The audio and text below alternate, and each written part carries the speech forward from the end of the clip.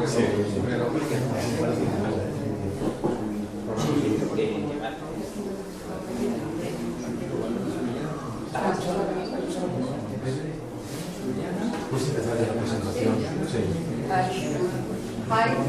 just introduce with few words our speaker today, Jordan Horowitz, is now in Madrid with Carol, is also visiting us. Yesterday and today will be with us.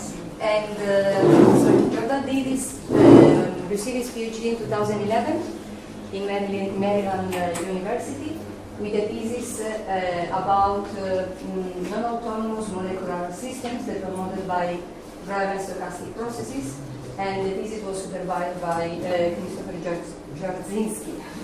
And then he moved to Madrid, where he's now been now a couple of years, and his interests are in thermodynamics, statistical mechanics out of equilibrium, and in particular in the effects of feedback in this kind of description, interdisciplinar description. Thanks. Today will tell us about thermodynamics with feedback, starting work from information. Thanks. Thank you. So the title of my talk is Thermodynamics with Feedback. And feedback is any physical process where we make a measurement on the system, gain some information about that system, and then change how we manipulate that system based on the outcome of that measurement. And it's kind of intuitively clear that that information is a valuable resource, that we can do something useful with it. So the simplest example is perhaps a windmill. We all know a windmill. Its job is to take the energy out of the wind and turn it into electrical energy. Now if our windmill here is facing a direction not away from the wind, that energy conversion is very inefficient. But if we could measure the direction of the wind, and we had a very special windmill, we could turn the windmill in the direction of the wind, collect more wind, and have more efficient energy transformation from wind energy to electrical energy. And so this exemplifies this intuitive idea that the information about the direction of the wind can be converted into something useful, like work. And what I want to talk to you about today is how we can make this idea precise, how work and information can be put together on an equal footing within a thermodynamic framework. And the main tool, what I want to discuss throughout the talk, is the second law for discrete feedback. So here, we're considering a thermodynamic process where we drive a system away from equilibrium using some sort of discrete feedback step, where we measure the system. Based on the outcome of the measurement, we drive the system in a way that depends on the outcome of that measurement.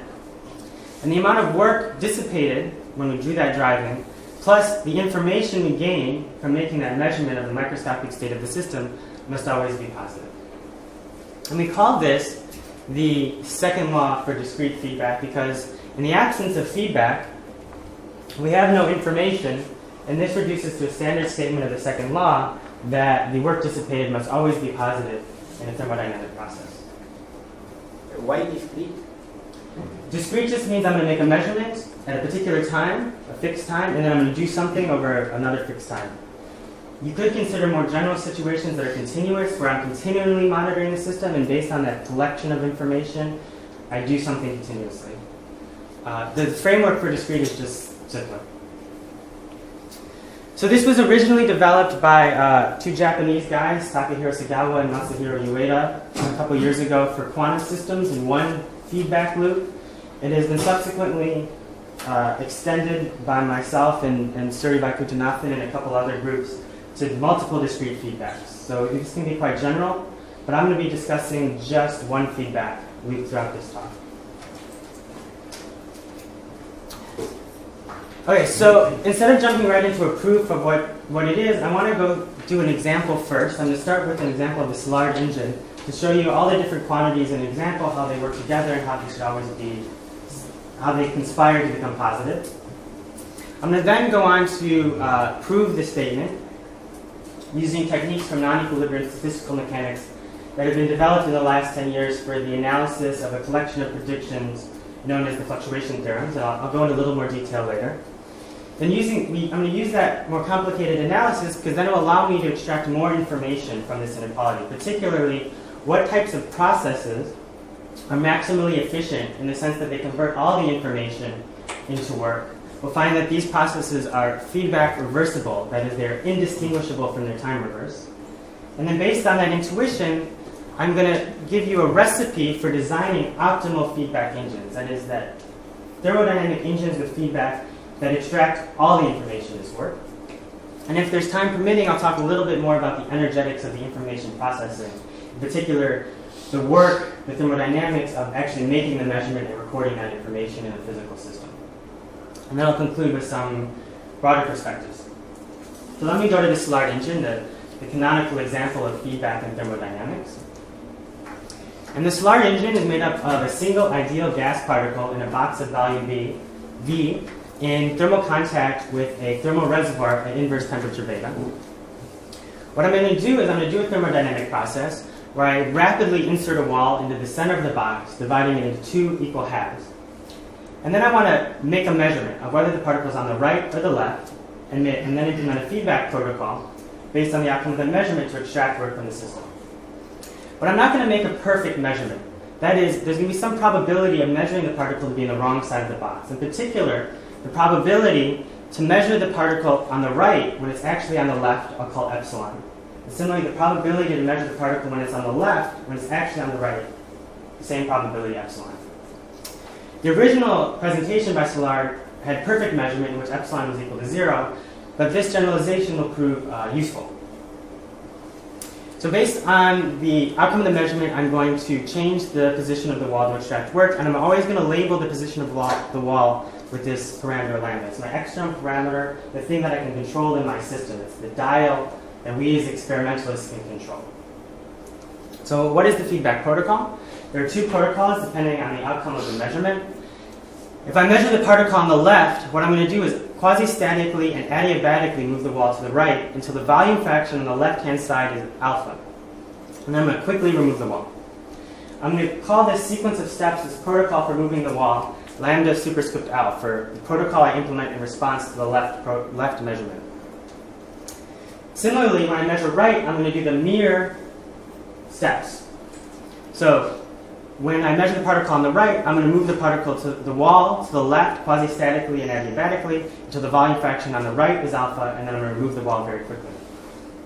In Szilard's original presentation, he moved the wall all the way to the end. Here, I can't do that because when I measure, say, the particle on the right, there's some probability the particle is on the left. So when I move the wall, I can't move it all the way to the end because I'd smash that particle into a volume of region 0 and do an infinite amount of work, which is just impractical. So with this setup, I now want to calculate the quantities that appear in the second law of thermodynamics, namely the work dissipated and the information. To do that, you need to know a little bit more about how the distribution of the particle changes with time, conditioned on a particular measurement. In particular here, I pictured the probability distribution of the particle conditioned on measuring the particle on the left. So given that I measured the particle on the left after I've inserted the wall, most of the probability is actually on the left to find the particle, but with probability epsilon, the error probability, there's a chance that the particle is actually on the right. So the distribution is epsilon on the right and 1 minus epsilon on the left. I then quasi-statically and isothermally move the wall. This doesn't change the distributions, and then I remove the wall very quickly. And this is enough to calculate all the interesting quantities. So first, let's look at the work dissipated. The work dissipated is the work done in excess of the free energy difference. Here we have a cyclic isothermal process, that is, the initial state and the final state are the same, so the free energy change is 0. And the work dissipated reduces to just calculating the work. It doesn't require any work to insert a wall very quickly, because you only do work when the wall bumps into the particle, and the chance of hitting a very tiny particle is very small. So I only do work when I move the wall quasi-statically and isothermally to the right. But because I do it slowly, the work is just equal to a free energy change. Sorry, before you say adiabatically, now you say isothermally. What is okay. So when I say adiabatically here, I mean it in the sense of slow, not isothermally in the sense. So it's, I'll say from now on I'll say isothermally attached to the thermal reservoir and slowly, meaning infinitely slow. Yeah. Okay, so imagine that the particle's on the left, and then I move the wall to the right. The work I do is equal to the free energy change from expanding the volume from V halves to alpha V. And the free energy change is just the log of the ratio of the volumes, which is, say, log of 2 alpha. So that occurs with probability 1 minus epsilon of the particles on the left. Similarly, with probability epsilon on the right, I do work equal to the free energy change to compress the right half. And you can check that it's just log of 2, 1 minus alpha. So that's the work. It's very easy to calculate because we're doing everything slowly. The second quantity that's of interest is the information. Now, what we're going to use to measure the information is an information theoretic concept called the mutual information. And it's a measure of the change in uncertainty about the location of the particle upon making the measurement. So let's see how that comes about. After I insert the wall, but before I make the measurement, I have no idea where the particle is. It could be either the left or the right half. So there's a 50-50 probability to be on either side. I can quantify my uncertainty about the location of the particle using the Shannon entropy of this distribution, which, as you can recall, is just minus p log p. For a 50-50 distribution, it's log 2 or 1 bit. I then make the measurement, obtaining left or right, each with probability a half. And after I make the measurement, I gain some knowledge. And my knowledge tells me that the distribution of the location of the particle has changed, has been updated upon making this measurement. So consider the case where I make measurement left. After I make the measurement, now most of the probability is on the left, but there's a small probability epsilon that it's on the right because of this error probability when I make the measurement. Again, I can quantify my uncertainty in the location of the particle using the Shannon entropy of this distribution. Alternatively, I could have measured right. Because of symmetry, the distribution is just symmetric. But my uncertainty, given that I measured the particle on the right, is the same number. And the average uncertainty afterwards is the average of the Shannon entropy given I measured left and given I measured right, which is the same number again because it's 50-50 probability of measuring left and right.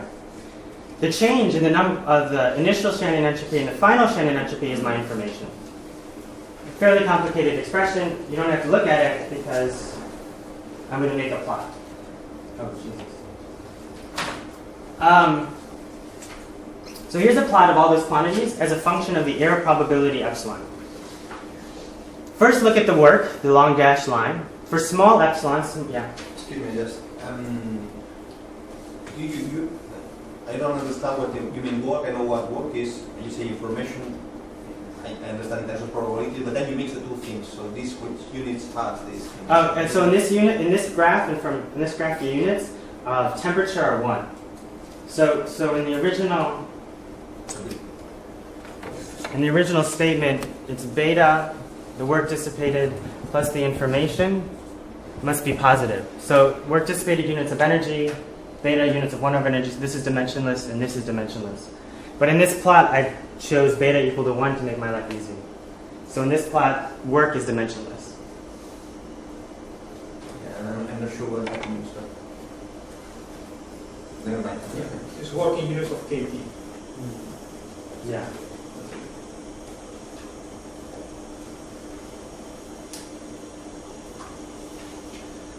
So when epsilon equals 0, I have very precise information. The work is the most negative. That is, I'm able to extract the most amount of work from the system. As I increase epsilon, eventually the work becomes positive, and I have to start putting work into the system. And this is the point where you tend to measure the particle on the right more often than on the left. So you tend to compress it more than compress the box than expand the box. The information is a concave function of epsilon. At epsilon equals 0, you gain the maximum amount of information, which is log 2, because I have an error-free measurement. As I increase epsilon, I eventually come down to 0 at epsilon equals a half.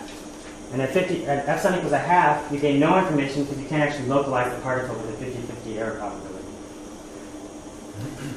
As I increase epsilon, the information grows back up to its maximum. The reason is, when epsilon is greater than a half, you actually know that the particle is in the other side.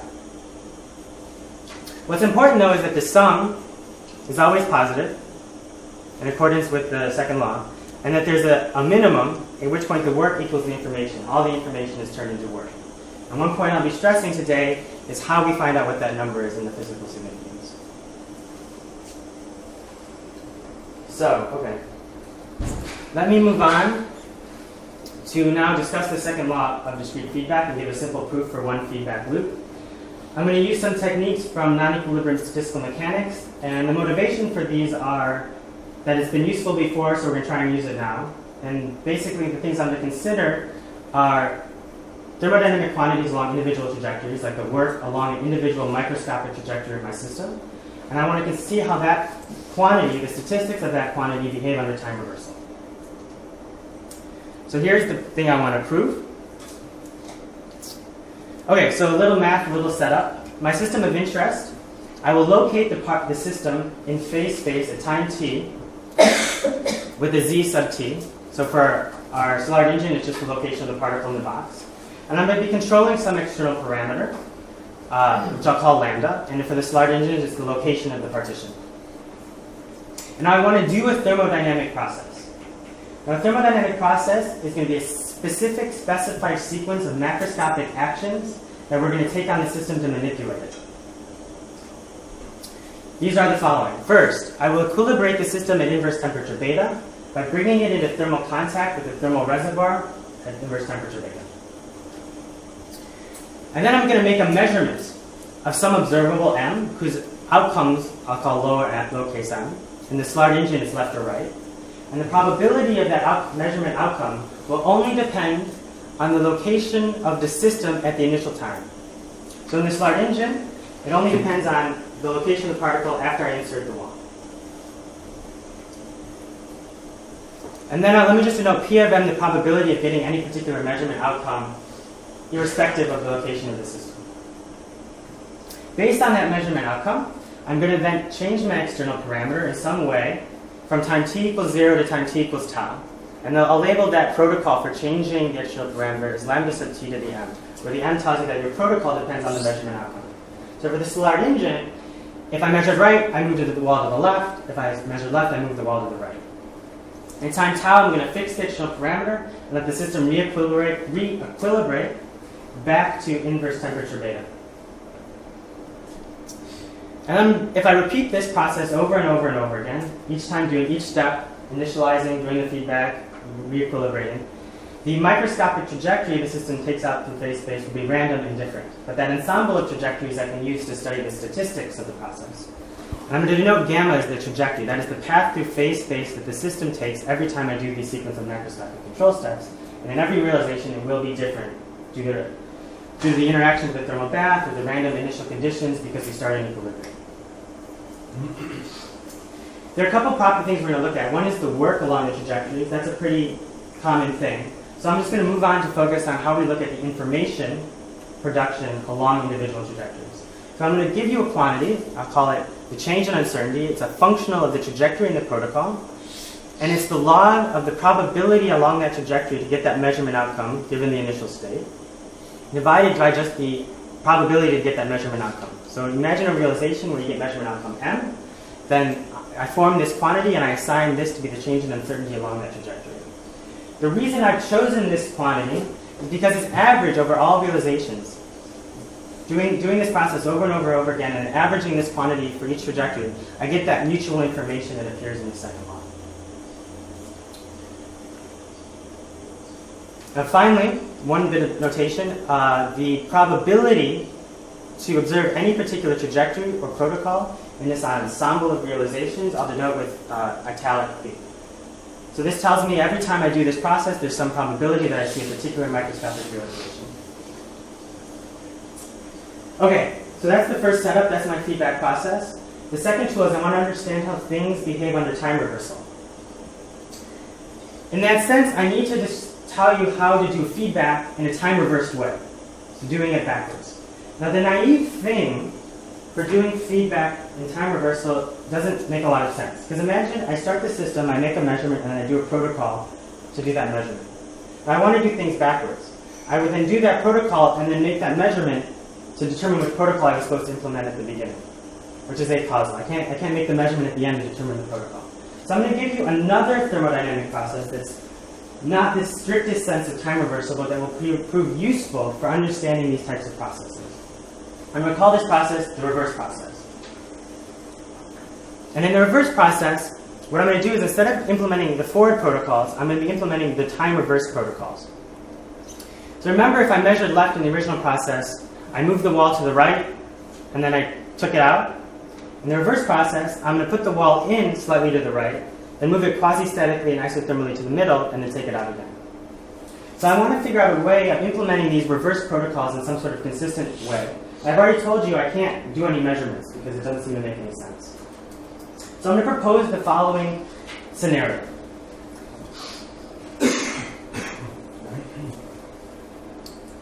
I first do the forward process. Suppose I measure left. I go through the sequence of stents, moving the wall, I will equilibrate at inverse temperature beta. Once I finish that, I then implement the exact protocol I just saw, but backwards. So in the forward process, I saw left. In the reverse process, I implement the left protocol backwards. So I can insert the wall slightly to the right, and move it quasi-statically to the middle, and isothermally, and then I remove the wall. Without measuring? Without measuring, I just do it. But I just did the forward, and then I do the reverse the exact same way. Yeah. When you say in the reverse protocol I move to the right, how do you know that? To what an extent you move to the right? If you have not measured anything. I just do the exact same thing I saw in the forward backwards, exactly. So in the forward, I do one realization of the forward process in which I measured left. Yes. I then move the wall to the right, so this is fraction alpha. You remember. And I remember. Yeah, Okay, I just okay, did it. that's cool. I just turn around and do it. Yeah. Okay. This means that in fact, you use the information you mentioned before. Yeah. Left. I need to have some information about the forward process to implement the reverse process. So there's a very intimate connection there, and it's non-trivial. Okay, so I want to use statistics, so I need to generate an ensemble of realization. So what I do is I keep repeating this process over and over again. I do the forward process, and I implement the reverse protocol immediately afterwards. Sorry, man. Yeah. There is a question in the forward process. When you end the process, you have a high probability that the particle is to the left of the wall. But how long do you wait to put again the wall? So do you expect the particle to be at the same place, or do you wait enough for it to be thermalized? No, so in the forward process, I always take the wall out and then wait a long time for the system to come back to equilibrium. So in the reverse process, I start in equilibrium and I put the wall back in. So it's every step backwards. But there is no warranty that the particle will remain in the same path. No, it shouldn't. In general, it will be very different. Yeah. In fact, the particle will be, when I insert the wall back in, before I insert the wall, it's equiprobable to be anywhere in the box. Yeah. You have only one single particle. Yeah. I'm not sure what you mean by equilibrium with a single particle. What do you expect to be equilibrium with a single particle with a particle? I mean that this particle is always in contact with the thermal reservoir, which is very large and at equilibrium, and it exchanges energy. And when I mean equilibrium, I mean the one particle distribution in phase space is a Boltzmann distribution with that same temperature. But then what was it over time? What was it over time? Assume the time the particle moves, and the time distribution, the time evolution of the probability reaches the constant, which is the Boltzmann, which is the Gibbs, the Boltzmann law. Or an ensemble. So, yeah. Ensemble. So I really have a picture. I imagine an ensemble of many systems, each with one particle in them, and the distribution over phase space of that ensemble is the goal. This good distribution. So if I pick one out at any time, the probability to find it at a particular position in phase space is the phase space. Why there are no measurements in the reverse process? Excuse me? Why there are no measurements in the reverse process? Why are there no measurements in the reverse process? Well, the naive way to do measurements when you time reverse things is acausal because you can't make a measurement at the end of a protocol to determine what you're supposed to do before. So I had to come up with another consistent way to do this. And this one turns out to be useful because I can then derive the second law of thermodynamics of discrete feedback. And it's the closest thing to reverse that we have for feedback.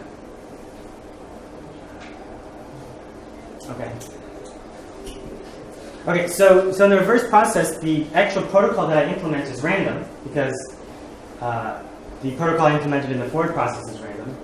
And as you can see, because I always implement a reverse protocol in response to having measured that outcome in the forward process, the probability to implement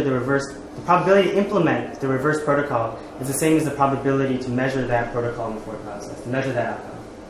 So the probability of implementing the reverse left protocol in the Szilard engine is the same as the probability to measure left in the Szilard engine, which in this case is a half.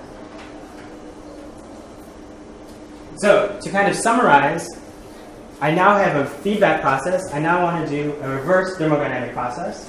I want to do the same macroscopic actions I did in the forward process, but in reverse. Almost. So again, I'll start with my system. I'll equilibrate it at inverse temperature beta. But now, instead of making a measurement, I'm going to randomly choose a protocol with probability P of M. That is the probability to have gotten that measurement outcome in the forward process. And then I'm going to implement from t equals 0 to tau that reverse protocol.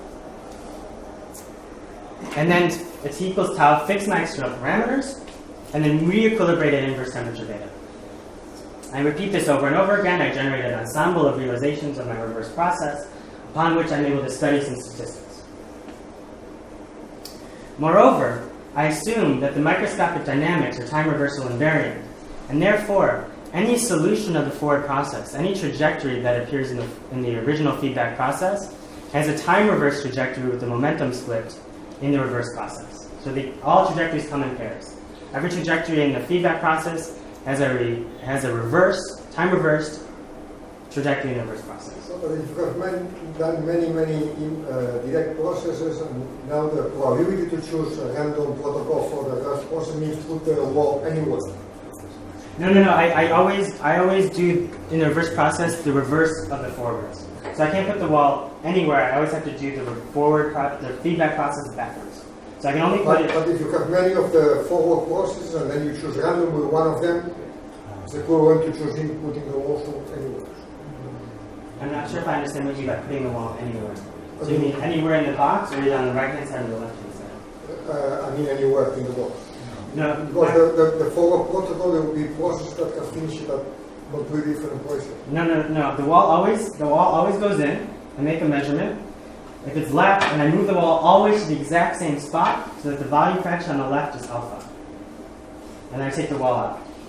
In the reverse process, then I put the wall in, so the volume fraction on the left is alpha, and then I move it back to the center. It's always the exact same sequence backwards and forwards. Mathematically, is that this protocol, which is a function of time, it's a sequence of positions of the location of the wall, is traced out exactly backwards. So when you say you choose a random protocol, you choose a random protocol for the forward and the same for the backward. Yeah. In the forward process, I made a measurement and then I implemented a protocol that I had chosen ahead of time before doing the measurement that I knew, and I implemented that protocol. In the reverse process, I implement so in the Szilard engine, I have two protocols, left and right. In the reverse process, I implement either the reverse left or the reverse right, but I have to make a choice. So I make a choice randomly based on the frequency with which those measurement outcomes appeared in the forward process. So in the Szilard engine, left and right appear 50-50. So I pick reverse left or reverse right with a 50-50 probability. Yeah, but some say that you pick the reverse left or reverse right randomly. Just a different distribution. So where do you put the wall? You No, put you the say wall. this is the same. You repeat. You fix this alpha from the very beginning. So it's the same protocol with forward and backward. This is the way you define the reverse process. These are the rules. I'm not allowed to change any more randomly than that. Those are the rules. So again, in the reverse process, there's some probability p twiddle to observe this reverse trajectory in this reverse protocol, which I'll call this number. And so I did all that to quote a detailed fluctuation theorem, and this is an extension of a collection of results from non-equilibrium statistical mechanics that proved useful. And it says that one can show that the probability in the feedback process to see a particular trajectory in a particular protocol, that is a particular measurement outcome, divided by the probability in the reverse process to see the reverse trajectory in the reverse protocol, is exponentially more likely given by this number, the work dissipated plus this change in uncertainty. It's a theorem. It's based on a collection of assumptions about the microscopic dynamics. And there are three of them. I assume microscopic reversibility. That is that every trajectory in the original process has a time reverse in the reverse process. the dynamics preserve the Boltzmann distribution. That is to say, if I start the system in equilibrium, and I let the system evolve without driving it, just on its own, it will stay in equilibrium in the Boltzmann distribution. And the dynamics are Markovian. That is, the future depends on the present and not on the past. Okay, so with this, I can now prove the second law of thermodynamics in a way that will allow us to extract some more useful information. And the way I'm going to do this is in one particular route. There are many. And I want to exploit something called the relative entropy. And the relative entropy is a functional of two probability distributions, here f and g, that is a measure of the distinguishability of these distributions. This is the functional form f log f over g, in the sense that if I'm sampling from g, the likelihood of my sequence of samples looking like f is given by the relative entropy. Well, the likelihood of making the mistake of thinking that they're f is given by g. In particular, it's always positive. And second, it's 0 if and only if the distributions are the same. So if the distributions are the same, they're indistinguishable, and the relative entropy will be 0. It's now a straightforward one-line proof to get the second law, so I'm going to go through it in detail. You consider the relative entropy between the feedback distribution and the reverse distribution over trajectory and protocol space.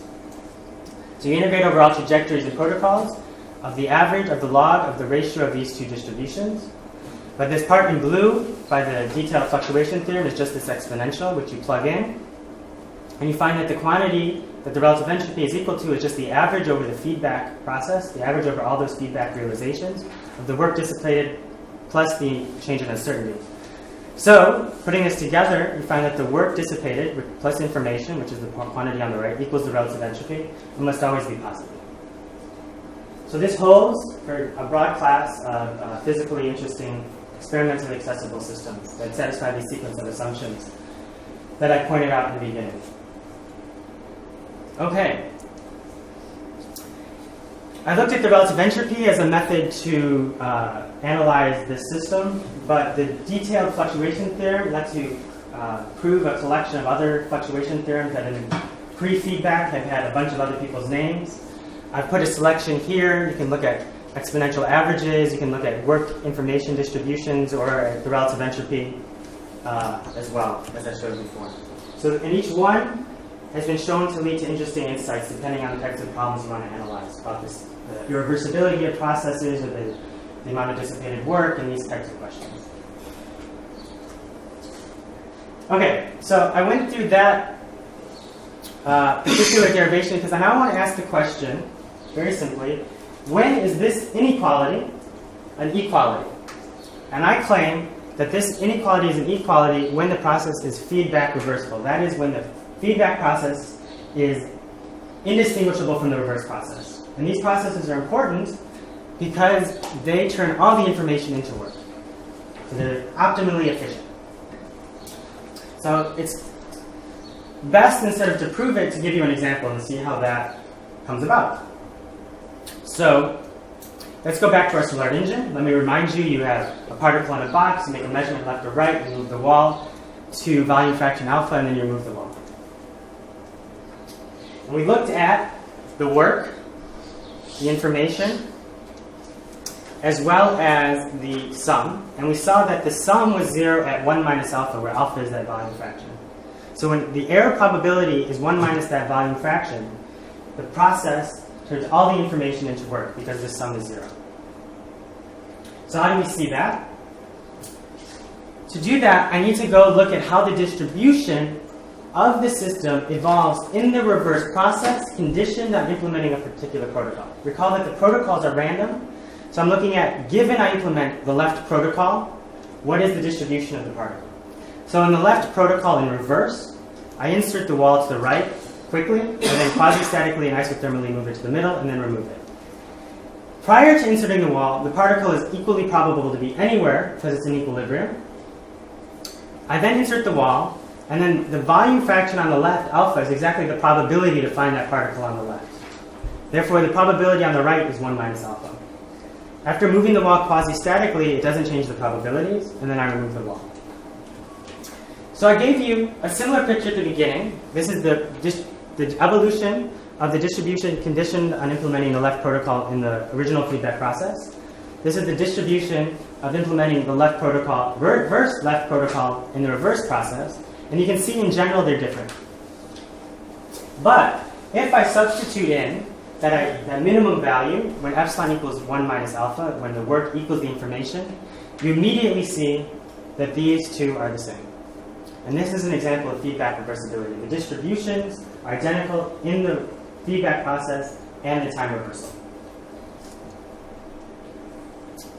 I can prove it generally, it's one line. We recall that we looked at the second law of thermodynamics by showing that the relative entropy between the original feedback process and the reverse process equals the sum of the work dissipated plus the information. I want to see when this is equal to 0, so I need to see when this relative entropy is equal to 0. But as I noted before, the relative entropy equals 0 only when the two distributions are the same. So only when the distribution over trajectory space of the feedback process and the reverse process are the same is this sum equal to 0 and the information is all turned into work. This is a microscopic statement of feedback reversibility, that these two distributions are identical, therefore those two distributions cannot be distinguished. Those two processes cannot be distinguished. Okay, that's nice, it's cute, it's nice to see that reversibility again appears in feedback as it does in general thermodynamics with regard to entropy reduction in the second law. Do we gain anything? To this end, I want to talk a little bit about how we can use that intuition to design a thermodynamic engine in which all the information is turned into work. So what do I mean by thermodynamic engine? I mean a cyclic thermodynamic process, and an ideal one or an optimal one is efficient, and that is one where this sum is equal to 0. So because I'm looking at cyclic processes, the free energy change is 0, and I'm just looking at the work instead of the work dissipated. And an optimal one is a cyclic feedback reversible process that turns all the work into information into work. Okay, so I want to give you a recipe. The recipe is motivated by the following. Let's look at the distribution of the particle immediately after the measurement in a feedback reversible process. On the left, when the two distributions are the same. And at that measurement time, of course the two distributions are the same, but they're slightly different qualitatively distributions. The distribution on the left is the distribution of the particle immediately after the measurement. So I'm going to call this the post-measurement state. So it's the state of the system after the measurement. On the other hand, the distribution on the right is the distribution that is prepared by the reverse process. So when I implement, say, left protocol in the reverse process, the distribution that I make by implementing that protocol is the one that appears right before I remove the wall at the same time as the measurement in the forward process. So I'll call this the prepared state. So we see that the post-measurement state and the prepared state are the same in a feedback reversible process. So the design principle for making thermodynamic engines, cyclic thermodynamic processes with feedback that are optimal, is to instead of trying to figure out, given the measurement, what protocol I should implement to extract the work given that information, but to design a reverse protocol that prepares that post-measurement state. So instead of looking at the feedback process, look at the reverse process. And it turns out to be easier to prepare a state than to figure out a protocol to extract all the work from a given state. So let's see how we can do that. And the example I want to look at is the n-particle Szilard engine, because it can be quite tricky. This is how it works. Consider 3 particles in a box, 3 ideal gas particles non-interacting, in contact with a thermal reservoir at reverse temperature beta. And then I'm going to quickly insert a wall, dividing the box into 2 halves. But now there's some particles on the right, some particles on the right, and some particles on the left. Here, 2 on the left and 1 on the right. And then I gain some information, and then make a measurement to determine how many particles are on the left, let's say. And then I want to use that information to extract work in such a way that I make a cyclic process and return to the original state. So given that I know there are 2 particles on the left, how should I move the wall to extract all that information as work? You can sit and think for a while. You can try to say moving the wall a little bit to the right. You do extract some work, but not all of it. So the idea then is the following. Instead of trying to design a protocol that extracts everything, let's look at the reverse process. Let's start here and try and prepare this post-measurement state. So the one way to do this was told to me by Hatsusaki in Japan, and it is to do the following. I start at the end, and I lower a collection of potential wells slowly that are very deep. So the particles get trapped, each individually in one of the wells. I put 2 on the left and 1 on the right. And at this point, I do need to assume some sort of hardcore interaction, some sort of repulsive interaction between the particles to guarantee that only one particle is in each well. I lower those wells, they all get trapped. I then quickly insert the well, and then I raise those wells back up so that we return to the original state. And as you can see, I've now prepared the post-measurement state with 2 particles on the left and 1 particle on the right. And you can check with straightforward calculations that in fact the work so that's my preparation. The feedback thing I then want to do is that in reverse. So when I see 2 particles on the left and 1 particle on the right, I lower 2 wells on the left and 1 on the right. I then remove the wall and raise those wells back up so I get back to so I complete the cycle. And you can check straightforwardly that in fact the work equals plus the information equals 0. Now, and the work to create the wall? It's a box. No, but to the work to create the wells? Yeah, so you're thinking, because this should be shocking, right? Because no, I mean, you create the wells with just infinity gas. Yeah, I do some work to lower them, yeah. and I do some work to raise them. Shouldn't it be the same? I mean, I shouldn't extract anything from lowering and then raising the wells, right? Okay, it's a little surprising. So let's think a little bit about the work. Let's think a little bit about the work to lower the wells. And the key insight is that when you lower wells slowly, the amount of work you do depends on the total accessible volume of the particle. So let's think about that. And instead of lowering, I'm going to look at raising, because it's a little conceptually easier. I'm going to start with the particle deep in a well, in a small volume. And then I'm going to raise the well slowly. The particle is going to stay trapped in the bottom of the well, so I'm doing work. As long as the particle's in the well and I'm raising it, I'm doing work. I'm pushing it up. But when the depth of the well is of order the thermal energy kT, the particle has a good chance of jumping out of the well. If the particle successfully jumps out of the well, I can raise the well for free, doing no work. But if the box is small, the particle just jumps back in the well and I keep doing work. So in a small box, I do more work. On the other hand, if I'm in a big box and I'm raising the well, again, I'm doing work as long as the particle is in the well. But when the well becomes of order the thermal energy, kT, the particle now has a chance to jump out. But if the box is big, it can jump out and stay out for a significant amount of time, and then I can raise the well free because the particle is not in it. So in a bigger box, it requires less work to raise the well. So if you look at our Szilard engine now, I lowered the wells in a small box so I can extract a lot of energy. I then removed the wall, and I raised the wells in a big box, requiring less energy to put in, less work. And then that difference is the work that I've extracted from the system. So what's the time? You have 10 minutes. Before questions or with questions? Before questions. Okay. Then I'll keep going. I want to talk a little bit about this inequality from a more general perspective. At first sight, it seems different than the second law, because we know that the second law of thermodynamics should apply to everything, no matter what, whether it's feedback or no matter. So should we think of this as a consequence of the second law of thermodynamics, a generalization, an extension? I want to argue that, in fact, this is just a consequence of the second law, but it's a convenient reformulating that makes it easy to analyze feedback processes. Okay? So I have to talk a little bit about where this term comes from physically.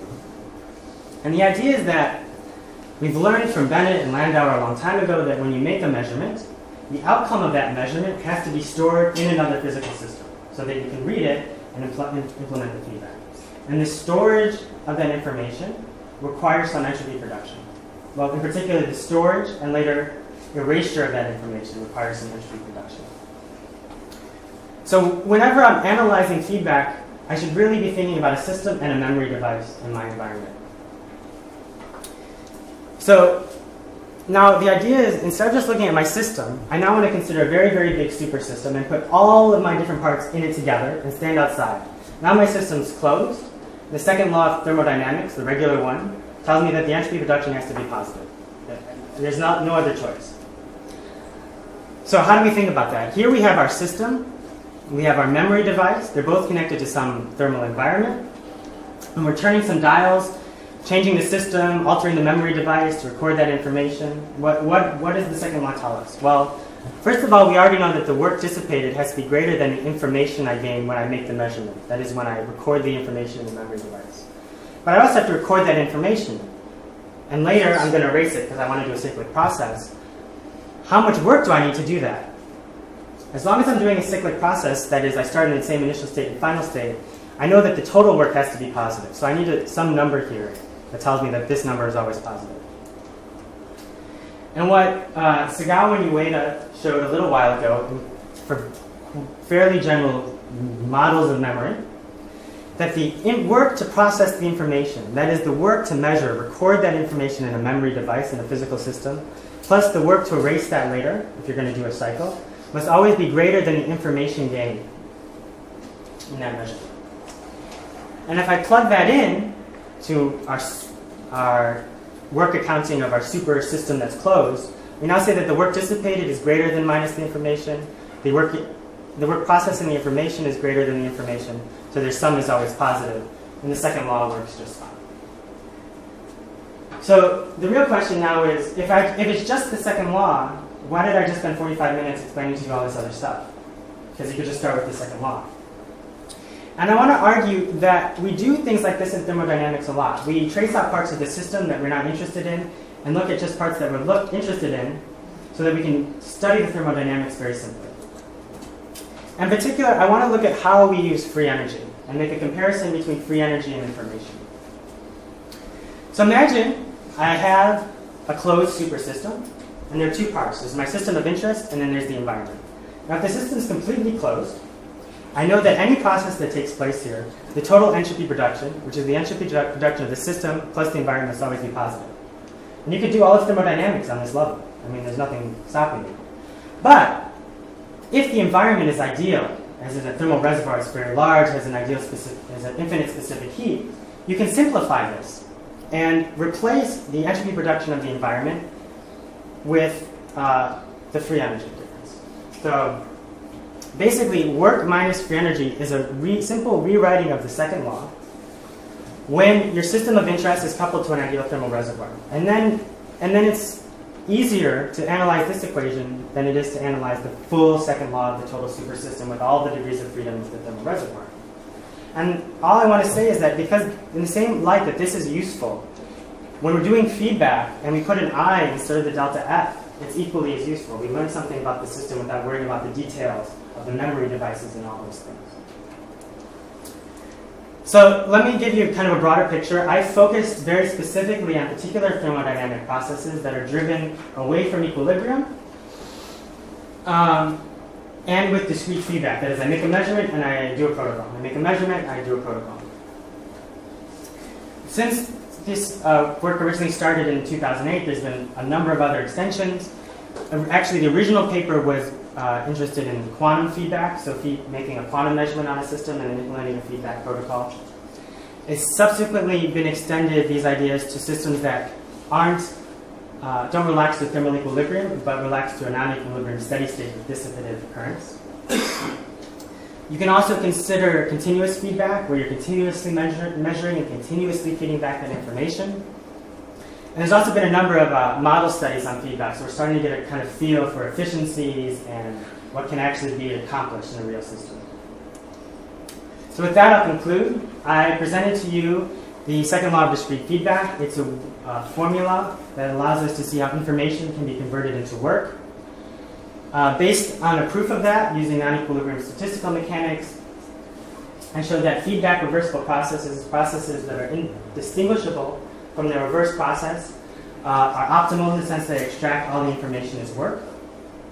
And then based on that, I offered a recipe to design optimal feedback in processes based on preparing the post-measurement state.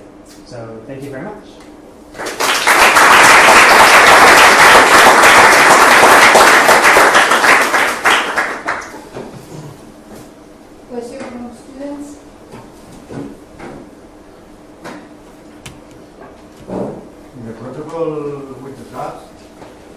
Will you know where the particles are? In the protocol with the traps, how do I know where the particles are? So how do I measure the location of the particles? At this step, how do I know where the particles are? I just assume I can make a measurement. So if you can imagine, an impractical experiment would be colloidal particles, right, which are big glass beads in a viscous fluid. You can just open it up, you can just shine light on it and see where they are. But you have to measure only the side of the box, not the location. Maybe you were asking about the specific location. No, you don't need it. You just put the well and wait until the particle extra. You don't need to measure the position. Yeah. Just how many, all you actually really need to measure is the number on one side. Number. Because the number of wells must match the number of particles. Other questions? You spoke about quantum feedback. Yeah. In that case, you replace phase space by wave functions? Density matrices? Yeah, that's Yeah. Yeah, they use density matrices and quantum measurements. that is, so instead of speaking about the phase space coordinate theta that we call that is a density matrix at the time t. Yeah. And you have an ensemble of density matrices. Well, the density matrix represents an ensemble of quantum systems. In that sense. That's the idea.